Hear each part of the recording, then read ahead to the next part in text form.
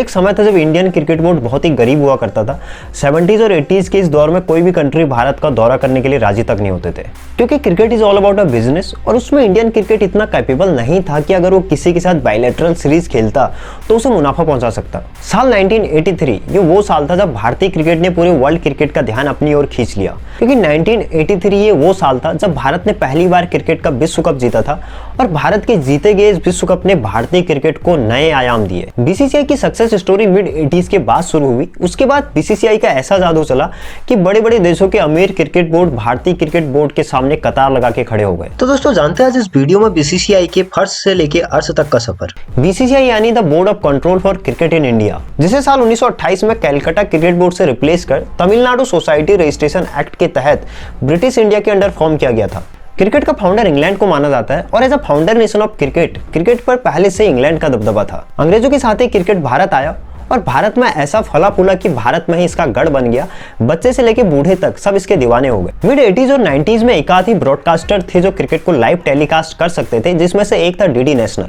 1993 से पहले दूरदर्शन ही सारे क्रिकेट मैचों का लाइव टेलीकास्ट करता था भारत के, जिसके लिए वो बीसीसीआई से बहुत मोटी रकम चार्ज करता था। और ये वो दौर था जब बीसीसीआई को बड़े भारी फाइनेंशियल क्राइसिस से गुजरना पड़ा था। लेकिन 1993 में पूरा सिनेरियो ही बदल गया जब बोर्ड ने भारत श्रीलंका सीरीज के टेलीविजन राइट्स दूरदर्शन को न बेचकर ट्रांस वर्ल्ड इंटरनेशनल को बेच दिए थे, जिसके लिए ट्रांस वर्ल्ड इंटरनेशनल ने बीसीसीआई को एक सिंगल सीरीज के लिए $6 लाख दिए थे। और ये रकम उसमें बीसीसीआई के लिए एक बहुत बड़ी रकम थी। उल्टा दूरदर्शन को फिर टेलीविजन राइट्स परचेज करने के लिए TWI को $1 मिलियन पे करने पड़े थे और पहली बार बीसीसीआई अपने इतिहास में मुनाफे में गया था। उसमें दूरदर्शन के अलावा मार्केट में कोई और ब्रॉडकास्टर नहीं थे, इसलिए बीसीसीआई के इस कदम से दूरदर्शन बहुत नाराज हो गया था, क्योंकि दूरदर्शन नहीं चाहता था कि दूरदर्शन के अलावा भारतीय मैचों को कोई और टेलीकास्ट करे।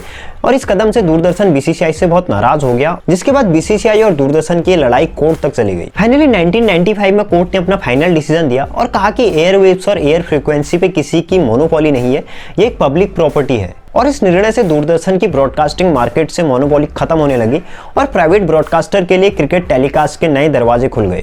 उसके बाद साल 2000 से लेकर 2004 तक बीसीसीआई ने अपने टेलीविजन राइट्स दोबारा दूरदर्शन को $54 मिलियन में बेचे। और वहीं 2004 में बीसीसीआई ने अपने टेलीविजन राइट्स $300 मिलियन और 2006 में अपने टेलीविजन राइट्स को $549 मिलियन में बेचा था।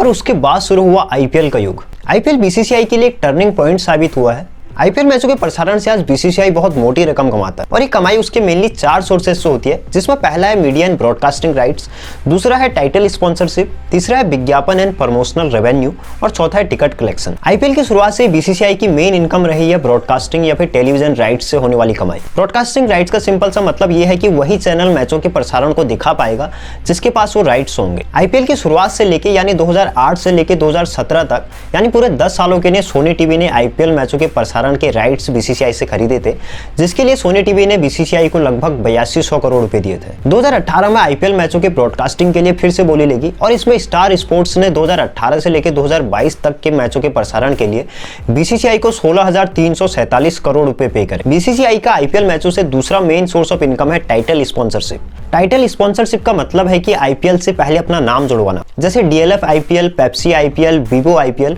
और हाल फिलहाल में टाटा आईपीएल। ये ब्रांड्स आईपीएल के टाइटल से पहले अपना नाम जुड़वाने के लिए बहुत भारी पैसा खर्च करते हैं। इससे उनके ब्रांड प्रमोशन में अच्छी खासी मदद मिलती है। साल 2008 से लेकर 2012 तक डीएलएफ ने टाइटल स्पॉन्सरशिप राइट्स को 200 करोड़ रुपए में खरीदा था। उसके बाद अगले 5 सालों के लिए यानी 2013 से लेकर 2018 तक टाइटल स्पॉन्सरशिप राइट्स पेप्सी ने 397 करोड़ में खरीदे थे। हालांकि 2015 में पेप्सी इस कॉन्ट्रैक्ट से अलग हो गया था।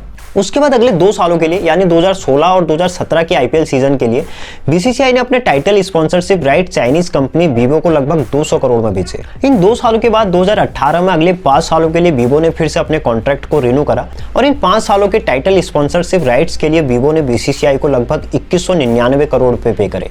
लेकिन 2020 में इंडिया चाइना कॉन्फ्लिक्ट के बाद वीवो के साथ बीसीसीआई का ये टाइटल स्पॉन्सरशिप राइट्स का कॉन्ट्रैक्ट खत्म हो गया। उसके बाद ड्रीम 11 आईपीएल का टाइटल स्पॉन्सर बना, जिसके लिए ड्रीम 11 को 222 करोड़ रुपए पे करने पड़े। लेकिन 2021 में वीवो ने फिर से वापसी की और आईपीएल की टाइटल स्पॉन्सरशिप लगभग 439 करोड़ में दोबारा खरीद ली। 2022 में टाटा ने आईपीएल की टाइटल स्पॉन्सरशिप खरीदी थी, जिसके लिए टाटा को 600 करोड़ रुपए पे करने पड़े थे। इसमें तीसरा मेन सोर्स ऑफ इनकम है advertisement and promotional revenue. Advertisement and promotional revenue से आईपीएल टीमों का जमकर फायदा होता है। ये बेसिकली आईपीएल टीमों का एक बिजनेस मॉड्यूल होता है, जिसके अंडर ये टीमें कंपनी से एडवर्टाइजमेंट एंड प्रमोशंस के लिए कॉन्ट्रैक्ट साइन करते हैं। इसके लिए टीमें अपने जर्सी पे, अपने हेलमेट्स पे, कैप्स पे, ग्लव्स पे कहीं भी उन कंपनियों का प्रचार करते हैं जिसके लिए कंपनी ने अच्छा खासा पैसा पे करती है। इसके अलावा टीमें खिलाड़ियों से ब्रांड प्रमोशन के लिए एड्स भी करवाती है। जैसे 2022 के आईपीएल में मुंबई इंडियंस के सारे प्लेयर्स जियो का एड करते हुए नजर आए थे। इसके अलावा ये आईपीएल टीम अपने नाम और लोगों के टी शर्ट, कैप्स, ग्लव जैसे मर्चेंडाइज बेचकर भी पैसे कमाती है। इसमें चौथा सोर्स ऑफ इनकम है टिकट कलेक्शन यानी लोकल रेवेन्यू। आईपीएल मैचों के दौरान मैदान में बिकने वाले टिकट से भी अच्छा खासा पैसा जनरेट होता है। एक मैच के दौरान लगभग 4 से 5 करोड़ रुपए तक के टिकट कलेक्शन हो जाते हैं। टिकट कलेक्शन का 80% रेवेन्यू दोनों टीमों में बढ़ जाता है, यानी कि एक मैच के दौरान लगभग 3 से 4 करोड़ रुपए का कलेक्शन एक टीम के खाते में जाता है। तो दोस्तों ये थी बीसीसीआई की पूरी हिस्ट्री, बीसीसीआई का अर्निंग मॉड्यूल और आईपीएल से होने वाला भारी भरकम मुनाफा। यही तमाम सोर्स ऑफ इनकम है बीसीसीआई के, जिनके बदौलत आज BCCI one of the richest cricket board बना है दुनिया का। भले ही आईसीसी पूरे वर्ल्ड क्रिकेट को कंट्रोल करती है, लेकिन आईसीसी भी बीसीसीआई और भारत के इंपॉर्टेंस को अच्छी तरह से जानती है। दोस्तों कैसी लगी आपको आज की वीडियो? अगर ये वीडियो पसंद आई है तो इस वीडियो को लाइक करिए, इस चैनल को जरूर सब्सक्राइब करिए। इसी तरह के नॉलेजेबल वीडियोज में बनाता रहता हूँ। तब तक के लिए जय हिंद, जय श्री राम।